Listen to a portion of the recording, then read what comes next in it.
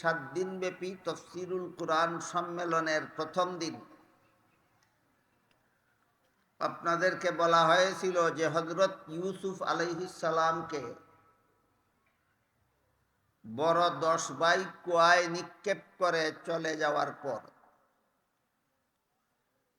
প্রতিদিন তাদের বড় ভাই ইয়াহুদা কুয়ার কাছে আসা যাওয়া করত এবং কুয়াতে হযরত ইউসুফ আলাইহিস সালামের খানা বাকি 9 জনকে লুকিয়ে তাদের অগোচরে খানা পৌঁছাইয়া দিত।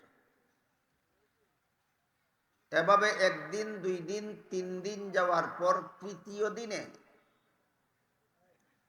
আবার যখন কুয়াতে নিক্ষেপ করার তৃতীয় দিনে যখন বড় ভাই ইহুদা খানা নিয়ে কুয়ার কাছে আসলো, এসে দেখলো কুয়াতে ইউসুফ আলাইহিস সালাম নাই। সেই দিন বলা হয়েছে আপনাদের সামনে যে সিরিয়ার থেকে একদল ব্যবসায়ী কাফেলা মিশরের বাজারে ব্যবসা করার জন্য যাইতেছিল। এখানে একটা কুয়া আছে, এখান থেকে পানি তোলা যাবে, পানি পান করা যাবে, এই কথা মনে করে তারা এখানে বিশ্রাম নেওয়ার ব্যবস্থা করেছিল এবং তাদের কাফেলার একজনকে কুয়ার থেকে পানি উঠাবার জন্য পাঠাইছিল। কাফেলার সেই লোক যখন কুয়াতে বালতি ফেলল, আল্লাহর হুকুমে জিবরিল ফিরিস্তার সহযোগিতায় হযরত ইউসুফ আলাইহিস সালাম কুয়ার ভিতরে যে পাথরের উপর বসা ছিলেন সেখান থেকে বালতিতে চড়ে বসে বালতির রশ্মিতে শক্ত করে ধরে রাখলেন। বালতি উঠাবার পরে দেখা গেল বালতি পানি ভর্তি নয়, বরং বালতিতে একটা ফুটফুটে চাঁদের মতো সুন্দর একটা ছেলে এই বালতিতে বসা। এই সময় হযরত ইউসুফ আলাইহিস সালামের বয়স কত ছিল এই ব্যাপারে বিভিন্ন তাফসীরের কিতাবে বিভিন্ন বিবরণ পাওয়া যায়, বিভিন্ন পরিমাণ পাওয়া যায়। এর মধ্যে একটা উল্লেখযোগ্য বিবরণে উল্লেখ আছে যে এই সময় হযরত ইউসুফ আলাইহিস সালামের বয়স ছিল 7 বছর।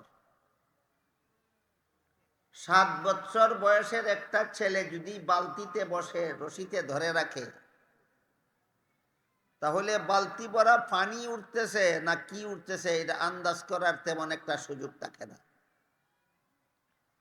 এই কারণে যেই লোক কুয়াতে বালতি ফেলেছিল সে তো মনে করছিল যে বালতি ভরা পানি কুয়ার থেকে আসতেছে, কিন্তু বালতি উপরে উঠে আসার পরে দেখা গেল বালতি ভরা পানি নয়, বরং বালতিতে একটা সুন্দর লাওয়ারিশ একটা ছেলে বসা। এই ছেলের সৌন্দর্যের বিবরণ প্রসঙ্গে পরবর্তী 2 দিন এই সম্মেলনের দ্বিতীয় দিন এবং তৃতীয় দিন অর্থাৎ পরশু এবং গতকাল পর্যন্ত ইউসুফ আলাইহিস সালাম কত সুন্দর ছিলেন এই প্রসঙ্গে, আমাদের নবী কেমন সুন্দর ছিলেন সেই প্রসঙ্গে আমাদের নবী কি শুধু ইউসুফের চেয়ে বেশি সুন্দর ছিলেন না সমস্ত নবীগণের চেয়ে শ্রেষ্ঠ মর্যাদার অধিকারী ছিলেন, এই বিষয়গুলি গত 2 দিনে আপনাদের সামনে আমি সবিস্তারে উল্লেখ করেছি। এর কারণ হলো আল্লাহ পাক রব্বুল আলামিন পবিত্র কোরআনে অনেক ঘটনার বিবরণ দিয়েছেন। আদম আলাইহিস সালামের ঘটনা, মুসা আলাইহিস সালামের ঘটনা, ইব্রাহিম আলাইহিস সালামের ঘটনা, ফেরাউনের ঘটনা, অনেক ঘটনা। আল্লাহ কোরআনে যতগুলি ঘটনার বিবরণ দিয়েছেন, কোনো একটা বিবরণের মাধ্যমে দুনিয়ার মানুষকে কোনো কাহিনী শিক্ষা দেওয়া আল্লাহর উদ্দেশ্য নয়। আল্লাহর উদ্দেশ্য, একমাত্র উদ্দেশ্য হইল সেই ঘটনার মাধ্যমে দুনিয়ার মানুষকে হক বাতিলের পার্থক্য বুঝাইয়া দেওয়া, যেন মানুষ বাতিলটাকে বর্জন করতে পারে, হকটাকে গ্রহণ করতে পারে। এই হইল মূল উদ্দেশ্য আল্লাহর কোরআনে বিভিন্ন ঘটনা বর্ণনার মাধ্যমে। বুঝে থাকলে একটু দয়া করে বলুন তো, আল্লাহ ঘটনা বর্ণনা করেন মানুষকে কাহিনী শোনাবার জন্য না হক বাতিলের পার্থক্য শিক্ষা দেওয়ার জন্য? হক বাতিলের পার্থক্য শিক্ষা দেওয়ার জন্য।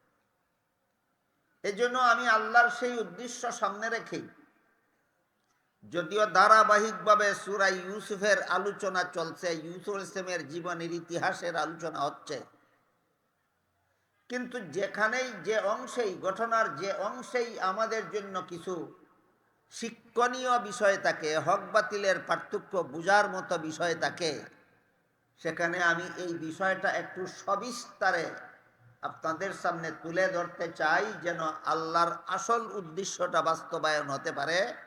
আমরা যেন এই ঘটনার থেকে হক বাতিলের পার্থক্য বুঝে নিয়ে আমরা যেন বাতিলকে বর্জন এবং হককে গ্রহণ করার প্রেরণা লাভ করতে পারি। এই জন্য আমি ঘটনার যে অংশে যেটুকু শিখার মতো আছে, যেটুকু শিক্ষণীয় বিষয় আছে, সেইগুলো একটু সবিস্তারেই আপনাদের সামনে তুলে ধরতে চাই। গত 2 দিনে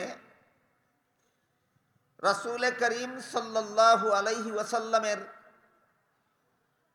সৃষ্টির শ্রেষ্ঠ মর্যাদার অধিকারী হওয়ার সামান্য বিবরণ আমি আপনাদের সামনে তুলে ধরেছি।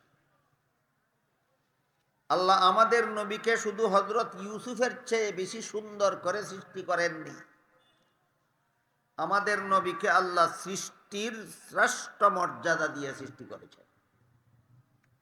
লম্বা আলোচনা, বিস্তারিত কথা যাদের মনে থাকবে না, তারা শুধু 2টা শব্দ মনে রাখবেন। আল্লাহ আমাদের নবীকে সৃষ্টির শ্রেষ্ঠ মর্যাদা দান করেছেন। কটা শব্দ? সৃষ্টির শ্রেষ্ঠ। এই সৃষ্টির শ্রেষ্ঠ মর্যাদা বুঝাবার জন্য গতকাল আমি আপনাদেরকে 5টা উদাহরণ তুলে ধরেছি। এছাড়াও কোরআনের বহু আয়াতে আল্লাহ আমাদের নবীর বহু মর্যাদার বিবরণ দিয়েছে। রাসূল তার বিভিন্ন হাদিসে রাসূলের বহু মর্যাদার বিবরণ দিয়েছেন। এইগুলি জানলে, এইগুলি শুনলে, এইগুলি বুঝলে রাসূলকে আল্লাহর গুণে গুণান্বিত করে শরীকদার সাব্যস্ত করার মতো অপকর্মের সাহস থাকবে না। কাজেই এইগুলি জানা, রাসূলকে আল্লাহ কতভাবে যে শ্রেষ্ঠ মর্যাদা দান করেছেন, এইগুলি কুরআন হাদিসের বিবরণ মতে বিস্তারিতভাবে জানলে আমরা কেউ রাসূলের মর্যাদা ছেড়ে দিয়ে আল্লাহর মর্যাদা রাসূলকে দেওয়ার মতো অপকর্মের সাহস করতে পারবে না। আল্লাহর মর্যাদা কেড়ে নিয়ে নবীকে দেওয়ার দরকার নাই। নবীর মর্যাদার বিবরণেই কুরআন হাদিস ভরপুর। আমাদের বর্তমান সমাজে যে কিছু লোক কুরআন হাদিসের বর্ণনা মতে আল্লাহর রাসূলের মর্যাদার আলোচনা না করে আল্লাহর মর্যাদা রাসূলকে দেওয়ার অপচেষ্টা চালায়, এর 2টা উদাহরণও আমি আপনাদের সামনে তুলে ধরেছি। একটা হইল আলিমুল গায়ব হওয়া, এটা রাসূলের গুণ নয়, এটা আল্লাহর গুণ।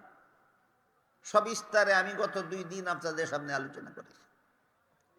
আর একটা হইল সর্বত্র বিরাজমান, সর্বদর্শী, সবখানে আছেন, সবকিছু দেখেন।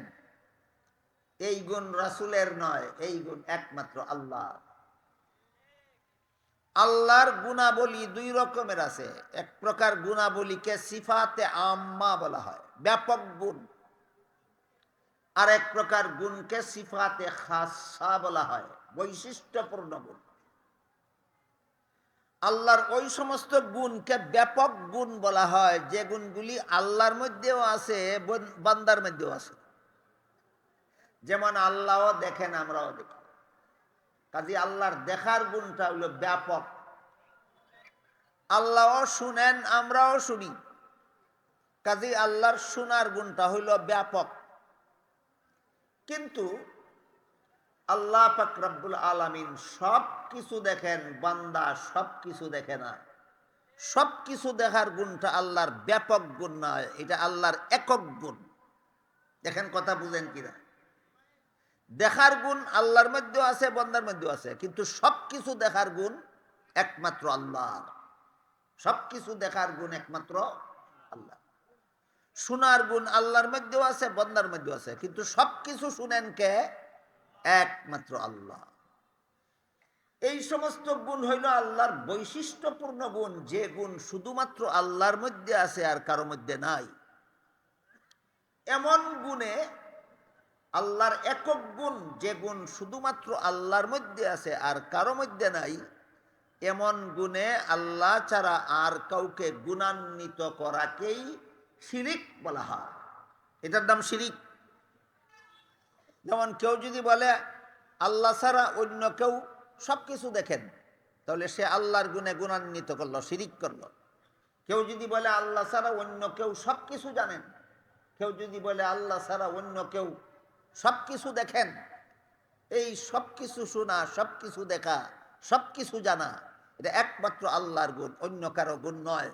এমন গুণে যদি কেউ কোনো নবীকে গুণান্বিত করে, এমন গুণে যদি কেউ কোনো রাসূলকে গুণান্বিত করে, এমন গুণে যদি কেউ কোনো ওলি আউলিয়াকে গুণান্বিত করে, তাহলে তারা রাসূলকে, নবীকে, ওলি আউলিয়াকে আল্লাহর সাথে শরীকদার সাব্যস্ত করে।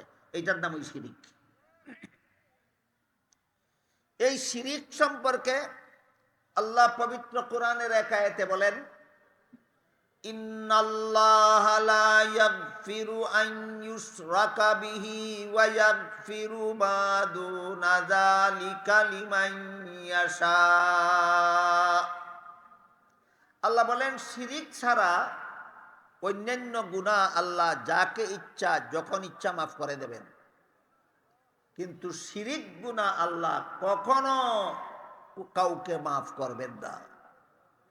অন্য আয়াতে আল্লাহ বলেন, মান ইউশরিক বিল্লাহি ফাকাদ হাররামা আলাইহিল জান্নাহ।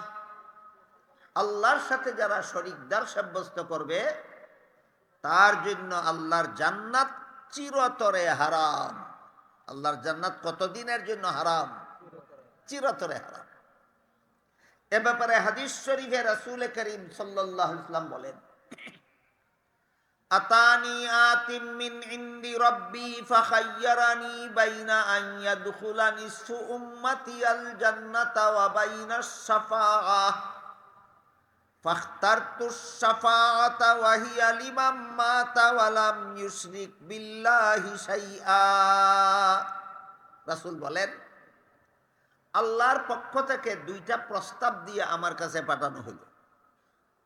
বলা হইল, দুই প্রস্তাবের কোনো একটা গ্রহণ করতে পারে। একটা প্রস্তাব হইল আপনার অর্ধেক উম্মত জান্নাতে যাবে, অর্ধেক উম্মত জাহান্নামে যাবে। আর একটা প্রস্তাব হইল আপনার গুনাহগার উম্মত জান্নাতে নেককার উম্মত, আপনার নেককার উম্মত জান্নাতে যাবে, গুনাহগার উম্মত জাহান্নামে যাবে। তবে আপনার সুপারিশে আল্লাহ গুনাহগার উম্মতকে জাহান্নাম থেকে মুক্তি দিয়া দিবে। কটা প্রস্তাব হইল? দুইটা। এই দুইটা প্রস্তাবের কোনো একটা প্রস্তাব আপনি গ্রহণ করতে পারেন।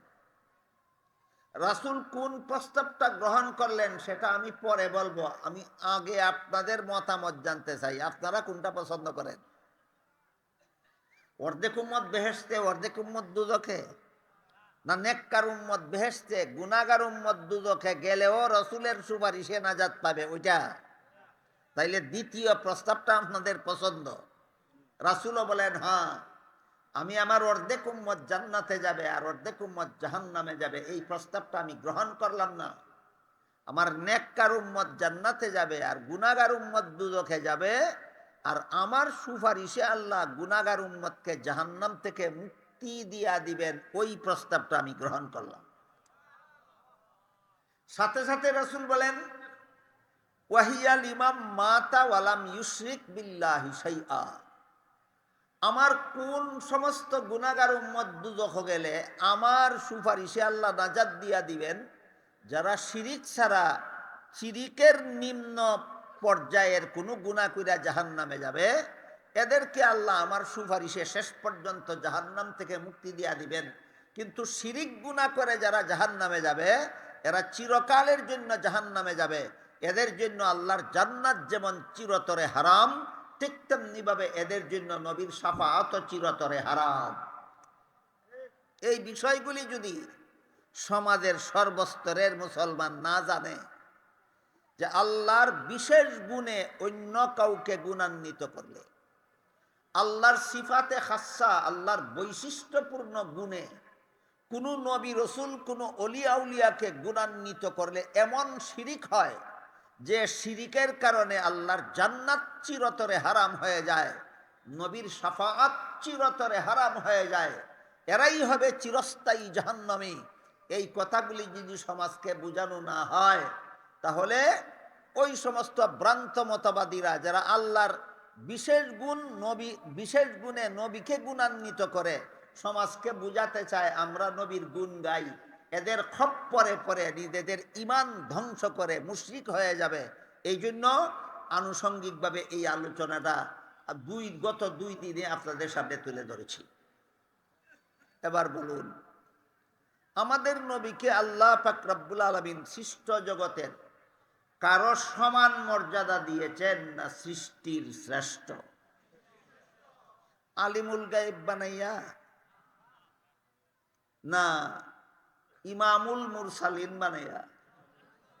এই দেখেন কি বানাইয়া রসুলকে সৃষ্টির শ্রেষ্ঠ মর্যাদা? আলিমুল গায়েব বানাইয়া না তো। আলিমুল গায়েব তো নবী না, আলিমুল গায়েব তো আল্লাহ। কাজেই নবীর গুণ গাইতে গিয়া নবীকে আলিমুল গায়েব বলার মানেই হইল নবীকে আল্লাহর সমগুণে গুণান্বিত করে আল্লাহর শরীকদার সাব্যস্ত করা, যে জঘন্যতম অপরাধের কারণে আল্লাহর জান্নাত চিরতরে হারাম হয়ে যায়, নবীর শাফাআত চিরতরে হারাম হয়ে যায়। মুশরিকদের জন্যই আল্লাহ চিরস্থায়ী জাহান্নাম তৈরি করেছেন। অনুরূপভাবে হাজির নাজিরের ব্যাপারে আমি গত 2 দিন আপনাদের সামনে সবিস্তারে বর্ণনা করেছি। হাজির নাজির হওয়ার গুণ একমাত্র আল্লাহর। হাজির নাজির হওয়ার গুণ একমাত্র আল্লাহর। এর বাংলা অর্থ হলো সর্বত্র বিরাজমান, সর্বদর্শী, সবখানে আছেন, সবকিছু দেখেন। সবখানে আছেন, সবকিছু দেখেন। মনে রাখতে হবে, আল্লাহর দেখার জন্য যেমন চোখের দরকার হয় না, চোখ ছাড়াই দেখেন। আমরা চোখের সাহায্যে দেখি, আমরা চোখের মুখাপেক্ষী। আল্লাহ কোনো কিছুর মুখাপেক্ষী না। আল্লাহ দেখেন কিন্তু চোখের সাহায্যের দরকার হয় না। আমরা কানের সাহায্যে শুনি, আল্লাহ শুনেন কিন্তু কানের সাহায্যের দরকার হয় না। ঠিক তেমনি ভাবে আল্লাহ থাকার জন্য কোনো স্থানের মুখাপেক্ষী নন, আল্লাহ থাকার জন্য কোনো স্থানের দরকার হয় না। আসমান, জমিন, চন্দ্র, সূর্য, গ্রহ, নক্ষত্র, গোটা মখলুকাত সৃষ্টি করার আগেও আল্লাহ ছিলেন কিনা? আসমান জমিন সৃষ্টি করার আগেও আল্লাহ ছিলেন। আরশ পাতাল সৃষ্টি করার আগেও আল্লাহ ছিলেন। এখন যদি কেউ প্রশ্ন করে আল্লাহ কোথায় আছেন, সোজা উত্তর, জগৎ সৃষ্টি করার আগে আল্লাহ যেখানে ছিলেন এখনো আল্লাহ সেখানেই আছেন। কাজেই আল্লাহর দেখার জন্য যেমন চোখের দরকার হয় না, আল্লাহ শোনার জন্য যেমন কানের দরকার হয় না, ঠিক তেমনি ভাবে আল্লাহ থাকার জন্য কোনো স্থানের দরকার হয় না। কেউ যদি বলে আল্লাহ চোখের দ্বারা দেখেন, তার ঈমান নষ্ট। কেউ যদি বলে আল্লাহ কানের দ্বারা শুনেন, তার ঈমান নষ্ট। কেউ যদি বলে আল্লাহ আসমানের উপরে থাকেন, তার ঈমান নষ্ট। কেউ যদি বলে আল্লাহ আরশে বসা থাকেন, তার ঈমান নষ্ট। কেন? এর দ্বারা সাব্যস্ত করলো যে আল্লাহর থাকার জন্য একটা স্থানের দরকার হয়। কি বুঝলেন? আল্লাহ থাকার জন্য কোনো স্থানের দরকার হয় না, স্থানের দরকার হয় না। এই ব্যাখ্যা মতো আল্লাহ আজিম নাদির, আল্লাহ সর্বত্র বিরাজমান, সর্বদর্শী, আল্লাহ সবখানে আছেন, সবকিছু দেখেন, সবকিছু শুনেন। এই গুণ একমাত্র আল্লাহ ছাড়া আর কারো নাই।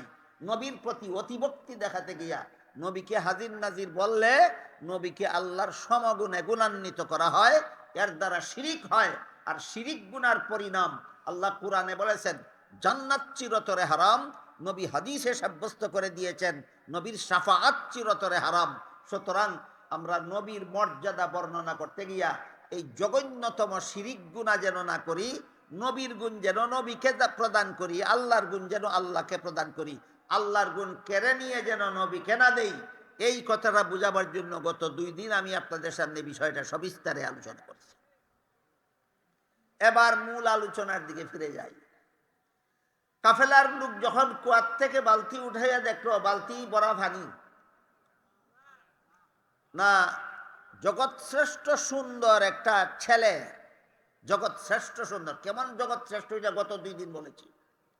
হাদিস শরীফে রাসূল করিম সাল্লাল্লাহু আলাইহি ওয়াসাল্লাম বলেন, আল্লাহ সমস্ত জগৎ জুড়ে যত সুন্দর মানুষ সৃষ্টি করেছেন, সমস্ত সুন্দর একত্র করলে যে পরিমাণ সুন্দর হবে, একা ইউসুফকে আল্লাহ সেই পরিমাণ সুন্দর বানাইছিলেন।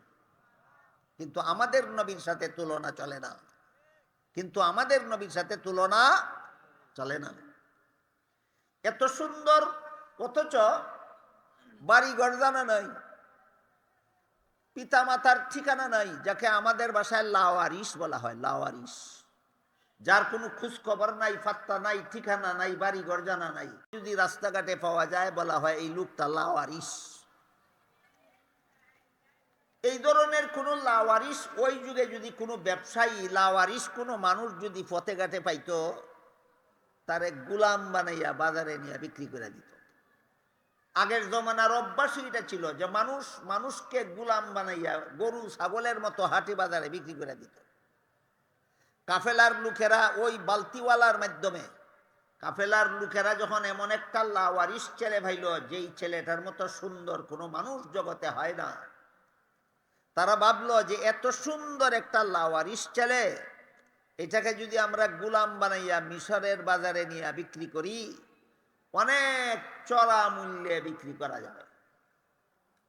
কারণ গুলাম বান্দি যত সুন্দর হয়, যত কর্মঠ হয়, যত বুদ্ধিমান হয়, যত চতুর চালাক হয়, বাজারে বিক্রি করার সময় তার মূল্য তত বেশি হয়। এই কারণে কাফেলার লোকেরা মনে করলো যে এত সুন্দর একটা ছেলে, এটাকে যদি মিশরের বাজারে নিয়ে গুলাম বানাইয়া বিক্রি করি, তাইলে অনেক চড়া মূল্যে বিক্রি করা যাবে। কিন্তু ইতিমধ্যে যদি এই ছেলের কোনো ওয়ারিস বের হয়ে যায়, এই ছেলেকে চিনে এই ছেলের মা, এই ছেলের বাবা, এই ছেলের কোনো আত্মীয় স্বজন যদি এসে দেখে ফেলে যে আমরা এই ছেলেটাকে কুয়ার থেকে তুলে ফেলেছি, তাহলে তো তাকে নিয়ে যাইতে পারবো না, গুলাম বানাইয়া বিক্রিও করতে পারবো না, মুনাফাও লাভ করতে পারবো না। এই চিন্তায় তারা ছেলেটাকে তাদের কাছে তাঁবুর ভিতরে লুকাইয়া রাখলো, যেন কেউ না দেখে, কেউ দেখার আগে যেন মিশরের বাজারে নিয়ে যেতে পারে। এই অবস্থায় বড় 10 ভাইয়ের মধ্যে যিনি বয়সে সকলের বড়, ইহুদা, তিনি 3য় দিনের মতো খানা নিয়ে কুয়ার পাশে আসলেন ইউসুফের খুঁজে। আইসা দেখলেন কুয়ার ভিতরে ইউসুফ নাই। আশেপাশে খোঁজ নিয়ে দেখলেন পাশেই একটা তাঁবুর মধ্যে কিছু লোকের নড়াচড়া, গিয়া দেখলেন ওই তাঁবুর ভিতরে তারা ইউসুফ আলাইহিস সালামকে লুকাইয়া রাখছে। যেই বয়ে লুকাইয়া রাখছিল, কেউ দেখে ফেলে কিনা সেটার থেকে বাঁচতে পারলো না। যখন তারা দেখে ফেললো যে এদের, যখন বাকি 9 ভাইরেও খবর দিল, তারা 10 জনে মিলিয়া তাঁবুতে গিয়া দেখলো ছোট ভাই ইউসুফকে তারা তাঁবুর ভিতরে লুকাইয়া রাখছে। তখন তো তাদের সমস্ত চক্রান্ত বুমেরাং হয়ে যাবার উপক্রম। এখন যদি 10 ভাই তাঁবুর থেকে যদি সারা পাই ইউসুফ, তাইলে তো বাবার কাছে চলে যাবে, বা বাঘে খাইয়া ফেলছে বলে বাবাকে যে দুকা দিছিল সেই দুকাতেও ধরা পড়বে। বাবার চোখের আড়াল করার যে চক্রান্ত করছিল, সেই চক্রান্ত বিনষ্ট হয়ে যাবে। আর এদিকে কাফেলার লোকের ভয় হইল, এরা যদি নিয়ে যায় তাইলে তো আমাদের ব্যবসায়ের যে আশা ছিল সেই আশা পুরা হবে না। এই জন্য এই বড় 10 ভাই কাফেলার লোকদেরকে বলল, এই যে একটা ছেলে তোমরা কুয়ার থেকে কিভাবে উঠাইছো আমরা জানি না, তোমাদের তাঁবুর ভিতরে যে লুকাইয়া রাখছো, এই ছেলেটা আমাদের একটা গুলাম, কি বলেন? এই ছেলেটাই বড় 10 ভাইয়ের গুলাম না, কিন্তু মিথ্যা কথা বলল যে এই ছেলেটা আমাদের গুলাম। তবে এই ছেলেটাকে আমরা রাখবো না, এটা বিক্রি করে ফেলবো। না রাখার কারণ হইল এই ছেলেটা পলাইয়া যায়, ভাগ্যা যায়, কোনো রকম পাহারা দিয়ে রাখা যায় না। এই কারণে এই ছেলেটাকে আমরা রাখতে চাই না, আমরা বিক্রি করে দেব। যেহেতু তার অভ্যাস খারাপ, এই জন্য উচিত মূল্যে বিক্রি করব না, নাম কাওয়াস্তে কিছু টাকা পয়সা, সামান্য কিছু টাকা পয়সার বিনিময়ে আমরা এই গোলামটা তোমাদের কাছে বিক্রি করে দেব। এই প্রস্তাবটা 10 ভাইয়ে এই ব্যবসায়ী কাফেলার কাছে পেশ করলো যে এই ছেলেটা আমাদের গোলাম, কিন্তু তার অভ্যাস খারাপ, সে ভাগ্যা যায়, পালাইয়া যায়, এই কারণে আমরা তাকে রাখতে চাই না, আমরা বিক্রি করে দিতে চাই। তবে যেহেতু তার একটা দোষ আছে, পলাইয়া যায়, এই কারণে আমরা উচিত মূল্যে বিক্রি করব না, অতি অল্প মূল্যেই আমরা গোলামটা বিক্রি করে দেব। ব্যবসায়ী কাফেলার লোকেরা মনে করলো বড় ভালোই হইল, অতি অল্প মূল্যে আমরা কিনে নিব, আর পলাইয়া যাতে না পারে, যাইতে না পারে, সেই ব্যবস্থা আমরা নিব। কাজেই অতি অল্প মূল্যে তারা কিনে নিয়ে মিশরের বাজারে চড়া মূল্যে বিক্রি করার একটা সুযোগ পাওয়া গেল। তখন আলোচনা আর শুরু হইল উভয় পক্ষের মধ্যে যে এই গোলামের দাম কত। আলোচনা পর্যালোচনার মাধ্যমে উভয় পক্ষের মধ্যে সিদ্ধান্ত হইল গোলামের মূল্য কত।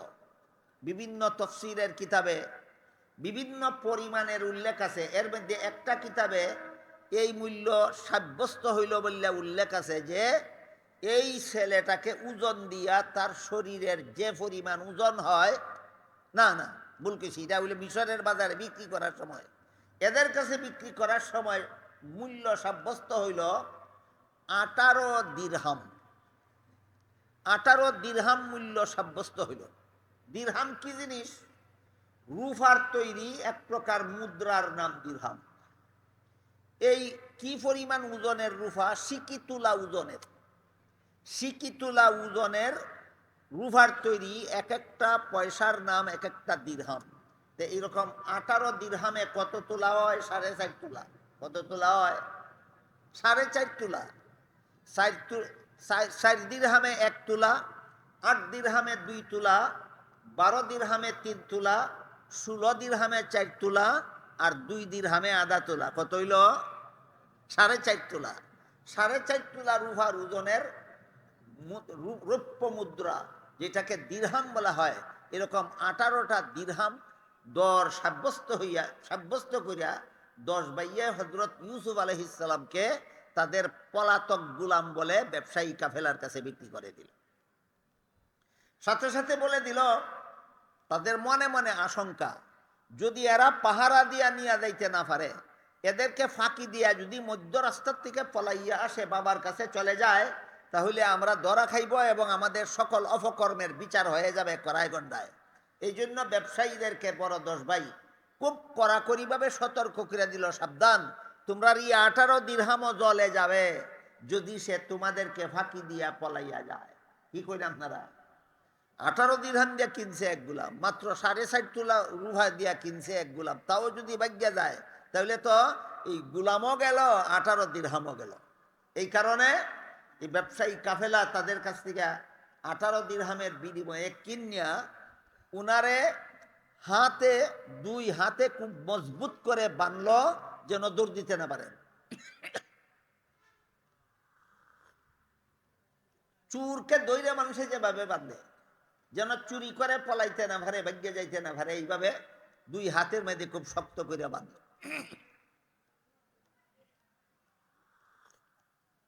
2 হাতে বান্ধা বিদায় হওয়ার সময় এরা তো 18 দিরহামের দ্বারা বিক্রি করে এরা এদের পথে চলে গেল। এদিকে এরা 18 দিরহামের বিনিময়ে ইউসুফ আলাইহিস সালামকে কিনিয়া ওনার 2 হাতে মজবুত করে বান্ধা যখন এখান থেকে রওনা হওয়ার পালা আসলো, তখন ইউসুফ আলাইহিস সালাম তাদেরকে কইলেন, রওনা হওয়ার সময় আমারে যারা বিক্রি করছে আমি তাদের কাছ থেকে জীবনের শেষ বিদায়টা নিতে চাই, আমাকে এই সুযোগটা দাও। আমারে যারা বিক্রি করছে এরা আমার ভাই পেলে তো আর বিশ্বাস করবে না। এই জন্য তিনিও বললেন না যারা আমার ভাই, তিনি বললেন আমারে যারা তোমাদের কাছে বিক্রি করছে এদের কাছ থেকে চিরজীবনের জন্য, আত্মজীবনে কোনোদিন আমি ফিরে আসতে পারবো না, এদের সাথে সাক্ষাৎ হবে না, কাজেই এদের কাছ থেকে আমাকে জীবনের শেষ বিদায় গ্রহণের সুযোগটা দাও। ওইদিকে ওরা 18 দিরহামের দ্বারা বিক্রি কইরা ইউসুফ আলাইহিস সালামকে, এরা কবাই 10 ভাই। এখন 18টা পয়সা 10 ভাইয়ের মধ্যে তো ভাগাভাগি করার সুযোগ হয় না। 18টা সিকি 10 জনের মধ্যে ভাগাভাগি করার সুযোগ নাই। এরা ভাগাভাগি নিয়ে পড়ছে সমস্যায়। 18 দিরহামের কটা কে নিবে, কটা কে নিবে এই নিয়া এমত অবস্থায় তাদের বড় ভাই ইয়াহুদা বলল, বাই বেচা পয়সা আমি খাইতাম না। বড় ভাই ইয়াহুদাই কি কইল, বাই বিক্রি করা পয়সা আমি নেব না। বাকি 9 জনে কয়, বড় ভালো হইছে, তুমি এই পয়সার অংশ না নেওয়ার কারণে আমরা 9 জন অংশীদার, পয়সা হইল 18টা, জনে 2টা, বাদ পরিষ্কার। দেখেন কথা বুঝলেন কিনা? পয়সা 18টা, ভাগিদার 9 জন, ভাগে পরে কটা? 2টা। 10 জন হইলেই ফেস লাগে। তুমি যখন নিবে না, কাজে আমরা আর কোনো ফেস নাই। 18 পয়সা 9 জনের, জনে 2টা করে ভাগ করে নিয়ে যাব। এক এক ভাইয়ে আদা তোলার উহার পরিমাণ 2 দিরহাম পাইয়া নিজের ভাইকে ব্যবসায়ীদের কাছে বিক্রি করে দিল। বিক্রি কইরা তাদের এই 18 দিরহাম 9 জনের মধ্যে ভাগাভাগি কইরা তারা তাদের পথে চলে গেল। এখনো তারা এইখান থেকে রওনা হইছে না। তখন রাত হয়ে গেছিল। এই রাত্রিবেলায় 10 জনের 9 জন ঘুমিয়ে পড়ল, আর একজন জাগ্রত থেকে তাদের ছাগলের পাল পাহারা দিতেছিল। এই অবস্থায় ইউসুফ আলাইহিস সালাম তার খরিদ্দারদেরকে বললেন যে এখান থেকে বিদায় হওয়ার আগে আমাকে যারা তোমাদের কাছে বিক্রি করে দিছে তাদের কাছ থেকে জীবনের শেষ বিদায়টা নেওয়ার সুযোগ দান করো। এই আবেদন তারা মঞ্জুর করলো। মঞ্জুর করে হাত বাঁধা অবস্থায় হযরত ইউসুফ আলাইহিস সালামকে ওই যেখানে একজনে বসে বসে ছাগলের পাহারাদারি করতেছিল আর 9 জন ঘুমাইতেছিল, ওইখানে হযরত ইউসুফ আলাইহিস সালামকে হাত বাঁধা অবস্থায় নিয়ে গেল। জাগ্রত ভাই একজন ছিল পাহারাদার, সেই ইউসুফকে জিজ্ঞাসা করে, তুমি আবার, তোমাকে বিক্রি করে দিয়ে আসলাম, তুমি আবার আমাদের কাছে কেন আসলে? তিনি বললেন, আর তো জীবনে কোনোদিন তোমাদেরকে দেখতে পাবো না, এই জন্য জীবনের শেষ বিদায়টা তোমাদের কাছ থেকে নেওয়ার জন্য আসছি এবং বিদায়ের সালাম দেওয়ার জন্য আসছি। এই কথা শুনে পাহারাদার ভাই বাকি 9 জনকে ঘুম থেকে জাগাইল। বাকি 9 জন ঘুম থেকে জাগার পরে হযরত ইউসুফ আলাইহিস সালাম তাদেরকে বললেন যে আমাকে ওই হাত বাঁধা অবস্থায় ক্রন্দনরত অবস্থায় কাঁদতে কাঁদতে হাত বাঁধা অবস্থায় 10 ভাইকে বললেন, আমাকে জীবনের মতো বিদায় দাও, আর তো জীবনে কোনোদিন তোমাদের সাথে দেখা হওয়ার আশা নাই, কাজে আমাকে শেষ বিদায় দাও, আর তোমাদের কাছে যদি আমার কোনো ভুল ত্রুটি অপরাধ থেকে থাকে তাহলে আমাকে মাফ করে দাও, আমি জীবনের শেষ সালাম তোমাদেরকে জানাইলাম। এইভাবে হযরত ইউসুফ আলাইহিস সালাম তাদের কাছ থেকে বিদায় নিলেন। বিদায় নিয়া ব্যবসায়ী কাফেলার কাছে আসার পরে ব্যবসায়ী কাফেলা একদিকে উনার 2 হাত শক্ত করে রশি দিয়া বাঁধল, আর যেহেতু তারা বলে দিছে এই গুলামের অভ্যাস খারাপ, সুযোগ পাইলেই ফলাইয়া যায়, কাজেই তোমরা পাহারা দিয়া নিতে থাকবে। এই জন্য কাফেলার লোক ইউসুফ আলাইহিস সালাম কোনো অবস্থায় যেন পলাইয়া যাইতে না পারেন, সার্বক্ষণিকভাবে তাকে পাহারা দিয়া রাখার জন্য একটা হাবশি গুলাম, কালো রঙের খুব শক্তিশালী একটা গুলামকে নিযুক্ত করলো, যে 24 ঘন্টা সে যেন পালাইয়া যাইতে না পারে, এর পাহারাদারির দায়িত্ব তোমার। শুধু হাত বেঁধে নিল না, সার্বক্ষণিকভাবে একজন পাহারাদারও নিযুক্ত করে দিল। সার্বক্ষণিকভাবে একজন পাহারাদারও নিযুক্ত করে দিল। এই পাহারাদারের সাথে এক বাহনের পিঠে আরোহণ করে দিল হযরত ইউসুফ আলাইহিস সালামকে, আর কাফেলার অন্যান্য লোক অন্যান্য বাহনের উপর সোয়ার হইয়া তারা সিরিয়ার পথে রওনা হইল। রওনা হওয়ার কিছুক্ষণ পরেই কেনআন নামের এলাকায়, বস্তিতে তাদের বাড়ি ছিল ইয়াকুব আলাইহিস সালামের, ইউসুফ আলাইহিস সালামের। দেশের নাম সিরিয়া আর গ্রামের নাম কেনান, বস্তির নাম কেনান। এই কেনানের বাসিন্দাদের একটা পঞ্চায়েতি গুরুস্থান ছিল। ওই গুরুস্থানের পাশে দিয়া ছিল তাদের যাওয়ার রাস্তা।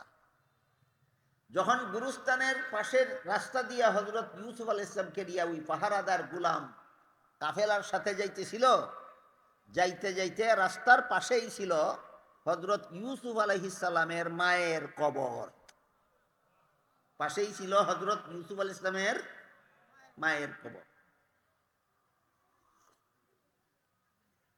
হযরত ইউসুফ আলাইহিস সালামের মায়ের কবরের পাশে গিয়া ইউসুফ আর সহ্য করতে পারলেন না। হাত বাঁধা অবস্থায় সোয়ারির পিঠ থেকে, বাহনের পিঠ থেকে লাফ দিয়ে নেমে পড়লেন। নামিয়া মায়ের কবরের পাশে দাঁড়াইয়া কাঁদতে কাঁদতে তার এই অবস্থা বলতে লাগলেন। মা, তোমার কবর থেকে একটু চেহারাটা বের করে তোমার সন্তানের অবস্থা দেখো। এই দুঃখটা বলতে বলতে একটু সময় দেরি হয়ে গেল। এই দেরি হওয়ার কারণে যে গোলাম পাহারাদার নিযুক্ত ছিল, ওই গোলামে গিয়া ইউসুফ আলাইহিস সালামের মুখে এমন জোরে থাপ্পড় মারল যে থাপ্পড়ের কারণে তিনি বেহুশ হয়ে গেলেন।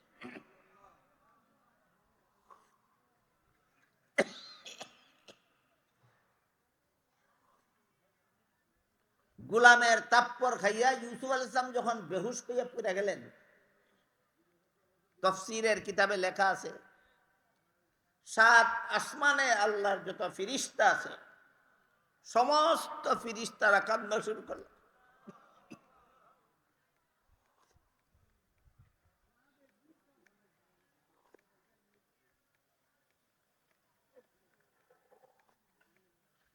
এমত অবস্থায় আল্লাহ হযরত জিবরিল আলাইহিস সালামকে ইউসুফের কাছে পাঠালেন। আল্লাহ বললেন, তুমি ইউসুফকে গিয়া বলো, এরা যে সমস্ত নির্যাতন আমার ইউসুফের সাথে করতেছে, তিনি যদি বিচার চান তাইলে আমি 7 আসমান ভেঙ্গে জমিনে ফেলে দেব। বলেন তো, জমিনের উপরে যদি 7 আসমান ভেঙ্গে পড়ে দুনিয়ার কোনো মানুষ বাঁচবে? সব ধ্বংস হয়ে যাবে। আল্লাহর পক্ষ থেকে জিবরিল ফেরেশতা এই প্রস্তাব নিয়ে আসলেন যে আপনার সাথে যে দুর্ব্যবহার এরা করতেছে, আপনি যদি বিচার চান তাহলে আমি আসমান ভেঙ্গে এদের মাথার উপর ছেড়ে দেব। জিবরিলের কাছ থেকে এই সংবাদ শুনে হযরত ইউসুফ আলাইহিস সালাম বললেন, আমি বিচার চাই না, আমি বিচার চাই না। হে আল্লাহ, আমি শুধু তোমার দয়া চাই। ইউসুফ আলাইহিস সালাম আল্লাহর কাছে বিচার চাইলে আল্লাহ এখানেই বিচার করে ফেলতেন। আমি বিচার চাই না, আমি শুধু তোমার দয়া চাই।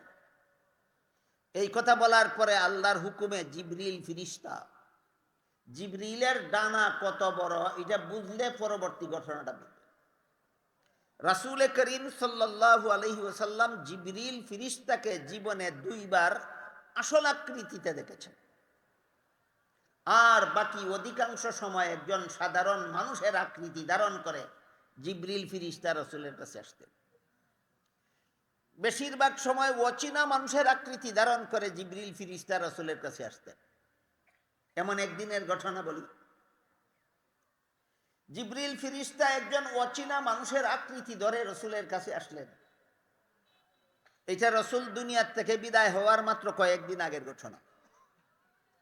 এর আগে দীর্ঘ 23 বছরে রাসূল তার উম্মতকে দ্বীন শিক্ষা দিয়েছেন। যেদিন থেকে কোরআন নাজিল শুরু হইল রাসূলের কাছে, সেই দিন থেকে ইন্তেকাল পর্যন্ত 23 বছরের মেয়াদ। এই 23 বছরের মেয়াদে আল্লাহর রাসূল নিজের উম্মতকে কি শিক্ষা দিয়েছেন? দ্বীন শিক্ষা দিয়েছেন। 23 বছরে যে দ্বীন শিক্ষা দিয়েছেন, সেই দ্বীনের সারমর্মটা কয়েক মিনিটে আবার উম্মতকে স্মরণ করাইয়া দেওয়ার জন্য জিবরিল ফেরেশতা একজন অচেনা মানুষের আকৃতি ধারণ করে রাসূলের কাছে এসেছিলেন। এসে কতগুলি প্রশ্ন করেছিলেন। এই প্রশ্নগুলির জবাবে আল্লাহর রাসূল উম্মতকে 3 প্রকার ইলম শিক্ষা দান করলেন। এক প্রশ্নের জবাবে রাসূল তার উম্মতকে ইলমে আকাইদ শিক্ষা দিলেন। আরেক প্রশ্নের জবাবে রাসূল তার উম্মতকে ইলমে ফিকহ শিক্ষা দিলেন। আরেক প্রশ্নের জবাবে রাসূল তার উম্মতকে ইলমে তাজকিয়া শিক্ষা দিলেন। ঘটনা অনেক লম্বা, সেই ঘটনা বলতে গেলে আমার মূল ঘটনার থেকে অনেক দূরে সরে যেতে হবে। এই জন্য খুব সংক্ষেপে বললাম, জিবরিল অচেনা মানুষের আকৃতি ধারণ করে আসলেন, 3টা প্রশ্ন করে রাসূলের কাছে, রাসূলের মাধ্যমে উম্মতকে 3 প্রকার ইলম শিক্ষা দিলেন। এক প্রশ্নের জবাবে শিক্ষা দিলেন ইলমে আকাইদ, এক প্রশ্নের জবাবে শিক্ষা দিলেন ইলমে ফিকহ, এক প্রশ্নের জবাবে শিক্ষা দিলেন ইলমে তাজকিয়া। আর হাদিসের শেষে আল্লাহর রাসূল বলে দিলেন, হুয়া জিবরিলু আতাকুম ইউআল্লিমুকুম দীনাকুম। শিক্ষা দিয়া জিবরিল চলে যাওয়ার পর রাসূল উপস্থিত সাহাবাদের জিজ্ঞাসা করলেন, কোন লোকটা আমার কাছে আসলো, প্রশ্নোত্তর করে চলে গেল, তোমরা কি তাকে চিনতে পেরেছ? রাসূল সাহাবাগণ বলেন, চিনতে পারিনি। ঘটনা বুঝে থাকতে বলুন তো, তাদের সামনে বসে রসুলকে প্রশ্ন করলো, চলে গেল, চিনতে পারলেন না কেন? অচেনা মানুষের আকৃতি ধারণ। এই যে জিবরিল রসুলের কাছে অধিকাংশ সময় এইভাবেই আসতেন, অচেনা মানুষের আকৃতি ধারণ করে আসতেন। তাই সাহাবাগণ যখন বললেন আমরা চিনতে পারিনি, তখন রসুল বললেন, হুয়া জিবরিলু আতাকুম ইউআল্লিমুকুম দীনাকুম।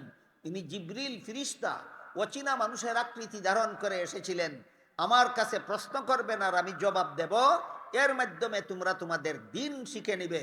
সুতরাং 3টা ইলমের সমষ্টি হলো তোমাদের দিন, ইলমে আকাইদ, ইলমে ফিকহ, ইলমে তাজকিয়া। 3 ইলমের সমষ্টির নাম হলো আমাদের দিন। অত্যন্ত জরুরি কথা, এই কথাটাও যেন আমরা জীবনে কোনোদিন ভুলে না যাই। এই হাদিসে আল্লাহর রসুল আমাদের শিক্ষা দিয়েছেন 3টা ইলমের নাম আমাদের দিন। কটা ইলমের নাম? 3টা ইলমের নাম আমাদের দিন। একটা ইলমের নাম ইলমে আকাইদ, একটা ইলমের নাম ইলমে ফিকহ, একটা ইলমের নাম ইলমে তাজকিয়া।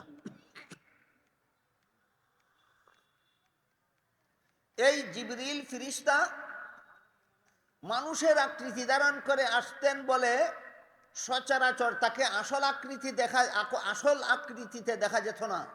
কিন্তু আল্লাহ পাক রব্বুল আলামিন রাসূল করিম সাল্লাল্লাহু আলাইহি ওয়াসাল্লামকে জিবরিল ফিরিস্তার আসল আকৃতি দেখাইছেন জীবনে 2 বার। আল্লাহর রসুল বলেন, আমি জিবরিলকে 2 বার তার আসল আকৃতিতে দেখেছি। জিবরিলকে যখন আসল আকৃতিতে আমি দেখেছি, তখন তার পায়ের গিরাত থেকে হাঁটু পর্যন্ত ছিল দুনিয়ার জমিন থেকে প্রথম আসমান পর্যন্ত। সুবহানাল্লাহ। আসল আকৃতির জিবরিলের শরীরটা কত বড়? তার হাঁটুর থেকে ঘন্টা পর্যন্ত, আসমান থেকে জমিন পর্যন্ত, আর বাকি দ্বার আসমানের উপরে। জিবরিলের আসল আকৃতিটা বুঝলে মূল গঠনার অবস্থাটা পরিষ্কারভাবে বুঝতে পারবেন। এই জন্য জিবরিলের আসল আকৃতিটা আগে আপনাদেরকে বললাম। বলুন, জিবরিলের আসল শরীরটা কত বড়? পায়ের গিরাত থেকে হাঁটু পর্যন্ত, দুনিয়ার জমিন থেকে প্রথম আসমান পর্যন্ত। এই লোকের এই ফিরিস্তার 2টা ডানা আছে। এবার বলেন, যার গিরাত থেকে হাঁটু পর্যন্ত দূরত্ব হয় জমিন থেকে আসমান পর্যন্ত, তার ডানা 2টা কত বড় হইতে পারে? এই 2টা ডানা দিয়া পাখি যেভাবে এই নাড়াচাড়া করে, আর এই নাড়াচাড়ার কারণে বাতাসের মধ্যে বাড়ি খাইয়া পাখি আকাশে উড়ে, ঠিক এইভাবে জিবরিল ফিরিস্তা তার এই বিশাল 2টা ডানার দ্বারা বাতাসে নাড়াচাড়া দেওয়া শুরু করলেন। এই নাড়াচাড়া দেওয়ার দ্বারা আকাশ মেঘাচ্ছন্ন হইয়া গেল। আসমানের যেখানে যেখানে মেঘ ছিল, সব মেঘ এখানে এসে জমা হইল এবং বৃষ্টিপাতের অবস্থা শুরু হইল। এবং জিবরিলের ডানার এই নড়াচড়ার কারণে এখানে তুফান শুরু হইল। বৃষ্টি এবং তুফান শুরু হইল, আকাশ মেঘাচ্ছন্ন হয়ে গেল, তাদের মরণাপন্ন অবস্থা হয়ে গেল, আর প্রাণে বাঁচার আশা রইল না। জিবরিলে এমন পরিস্থিতি সৃষ্টি করলেন ওই জায়গায়, যেই জায়গায় গুলাম হযরত ইউসুফ আলাইহিস সালামকে তাপ্পর মেরে বেহুশ করে ফেলেছিল। মনে আছে ঘটনা? জিবরিল হযরত শিশু ইউসুফকে থাপ্পড় মেরে যেখানে বেহুশ করে ফেলেছিল, আল্লাহ বলেছিলেন আসমান ভেঙ্গে তাদের মাথার উপর ছেড়ে দিয়ে বিচার করবেন। ইউসুফ আলাইহিস সালাম রাজি হইলেন না, প্রতিশোধ নিতে চাইলেন না, বিচার চাইলেন না। এই জন্য জিবরিল ফিরিস্তা তার ডানার দ্বারা এমনভাবে বাতাসে আঘাত করতে লাগলো, জিবরিল ফিরিস্তার আকাশের কারণে এই জায়গার মধ্যে ঝড় তুফান শুরু হয়ে গেল। এমন প্রবল বেগে ঝড় তুফান শুরু হয়ে গেল যে এদের প্রাণ রক্ষা করে আর বাড়িতে ফিরে যাওয়ার মতো আশা রইল না। এমতাবস্থায় কাফেলার মালিক, এই কাফেলার তো একজন সর্দার আছে, এই ব্যবসায়ী কাফেলা যারা সিরিয়াতে যাইতেছিল, কাফেলার মালিকে তা কাফেলার লোকদেরকে বলল, আমি এই রাস্তা দিয়ে সব সময় সিরিয়ার বাজারে আসা যাওয়া করি ব্যবসার জন্য, কোনোদিন এমন ঝড় তুফানের কবলে আমি পড়ি নাই, রাস্তার মধ্যে এমন প্রাণঘাতী বিপদে আমি জীবনে কোনোদিন পড়ি নাই। আজকে কেন পড়লাম? নিশ্চয়ই তোমরা কেউ কোনো না কোনো অপরাধ করেছ, তোমাদের অপরাধের কারণে আল্লাহ আমাদেরকে এই বিপদে ফেলেছেন, বলো তোমরা কে কি অপরাধ করেছ। তখন সেই গুলাম, যেই গুলামের তাপ্পরে হযরত ইউসুফ আলাইহিস সালাম বেহুশ হয়ে গেলেন, সেই গুলাম কাফেলার সর্দারের কাছে স্বীকার করলো, আমি একটা অপরাধ করেছি। এই ছেলেটা আসলে নির্দোষ, তার কথাবার্তা, চাল চলন, আচার ব্যবহারে বোঝা যায় এটা কোনো মানুষ না, এটা একটা ফিরিস্তার মতো। এত সত্ত্বেও তার মায়ের কবরের কাছে দাঁড়াইয়া কাঁদতেছিল, এই জন্য একটু দেরি হওয়ার কারণে আমি যে তারে একটা থাপ্পড় মারলাম, এই থাপ্পড় মারাটা আমার অপরাধ হয়েছিল। কাফেলার মালিকে কইল, তোর এই একটা পাপের কারণে এখন ঝড় তুফান শুরু হয়েছে, আমাদের সকলের প্রাণ যাবে, তুই অতি সত্বর তার কাছে মাফ চা। কাফেলার মালিকে যখন হুকুম দিল এই গুলাম রে ইউসুফ আলাইহিস সালামের কাছে মাফ চাওয়ার জন্য, গুলাম ইউসুফ আলাইহিস সালামের কাছে মাফ চাওয়ার সাথে সাথে হযরত ইউসুফ আলাইহিস সালাম তাকে মাফ করে দিলেন। এখানে কিছু জরুরি মাসালা মাসাইল বুঝার মতো আছে আমাদের। এগুলি হলো, কেউ যদি কাউকে কোনোভাবে অন্যায়ভাবে কষ্ট দেয়, কেউ কোনো মানুষ যদি কোনো মানুষকে কোনো উপায়ে অন্যায়ভাবে কষ্ট দেয়, তাইলে এই কষ্টের প্রতিশোধ নেওয়া জায়েজ, এই কষ্টের প্রতিশোধ নেওয়া যায়। আপনার যে পরিমাণ ক্ষতি করেছে সেই পরিমাণ ক্ষতিপূরণ আদায় করা আপনার জন্য জায়েজ। আপনাকে যে পরিমাণ কষ্ট দিয়েছে সেই পরিমাণ কষ্টের প্রতিশোধ নেওয়া আপনার জন্য জায়েজ। এটা শরীয়তের বিধান। কিসের বিধান? শরীয়তের বিধান। আর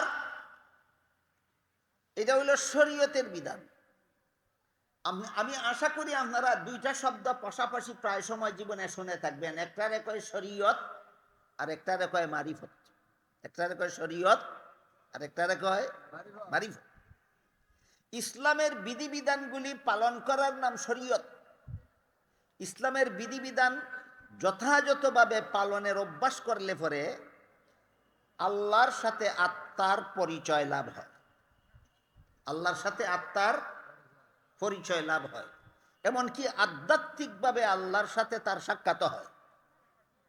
শারীরিকভাবে সাক্ষাৎ হয় না আধ্যাত্মিকভাবে সাক্ষাৎ হয়, ওই অবস্থাটাকে মারিফত বলা হয়। মারিফতের বিধিবিধান শরীয়তের চেয়ে অনেক কঠিন, কিন্তু আমাদের সমাজের কিছু বন্ড পীর ফকির আছে, এরা মারিফতকে শরীয়তের থেকে অনেক সহজ বানাইয়া ফেলছে। এরা কয় শরীয়তে 5 বেলা নামাজ পড়া ফরজ, মারিফত হাসিল কইলে এই ফরজ আর ফরজ থাকে না। এই কারণে মৌলবীরা নামাজের কথা কয় এরা শরীয়তপন্থী, আমরা নামাজ পড়ি না, আমরা মারিফতপন্থী। শরীয়তে 5 বেলার নামাজ ফরজ, মারিফতে ফরজ নয়। মৌলবীরা কয় নারী পুরুষের পর্দা রক্ষা করা ফরজ, এটা শরীয়তের বিধান। মৌলবীরা বলবেই এরা শরীয়তপন্থী, আমরা মারিফতপন্থী। মারিফত হাসিল হইলে পরে নারী পুরুষের পর্দা আর ফরজ থাকে না, ফরজ থাকে না, পর্দাও ফরজ থাকে না।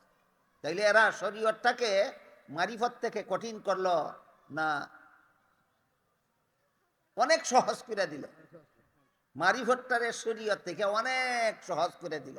শরীয়তে মারিফতে যেমন শরীয়তে কোনো হালাল হারাম বলতে কিচ্ছুই বাকি রইল না।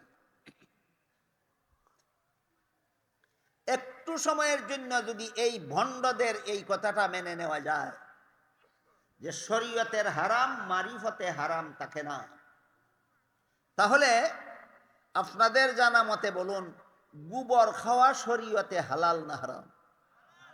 মারিফতে তো হারাম না। তোরা যারা মারিফতপন্থী তারা ভাত না খাইয়া গোবর খা। এবার আপনারা বলুন, শরীয়তে বলদের পেশাব পান করা হালাল না হারাম?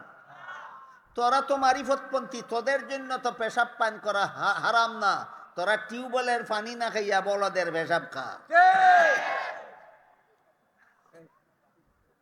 আসল ঘটনা কি? আসল ঘটনা বর্ণনা করে আল্লাহর কোন ওলি বলেন, ইলমে বাতিন হামচু মিসকা, ইলমে জাহির হামচু শির। ইলমে বাতিন হামচু মিসকা, ইলমে জাহির হামচু শির। বেশিরে কায় মিসকা সওয়াদ, কায় সওয়াদ বেশরএ পীর। এই ফার্সি কবিতার বাংলা অর্থ হইল, শরীয়ত হইল দুধের মতো, মারিফত হইল ঘিয়ের মতো। দুধ ফেলে দিলেই ঘি পাওয়া যায় না, দুধের মধ্যে মেহনত করলেই ঘি পাওয়া যায়। যেমন ভাবে দুধের মধ্যে মেহনত করলে ঘি হাসিল হয়, ঠিক তেমনি ভাবে মেহনত করে শরীয়তের বিধান পালন করলে আল্লাহর মারিফত হাসিল হয়। শরীয়ত মারিফতের মধ্যকার এই সম্পর্কটা সর্বস্তরের মুসলমানের জানা দরকার, জীবনভর মনে রাখা দরকার, বিশ্বাস রাখা দরকার। এবার আসেন মূল আলোচনা।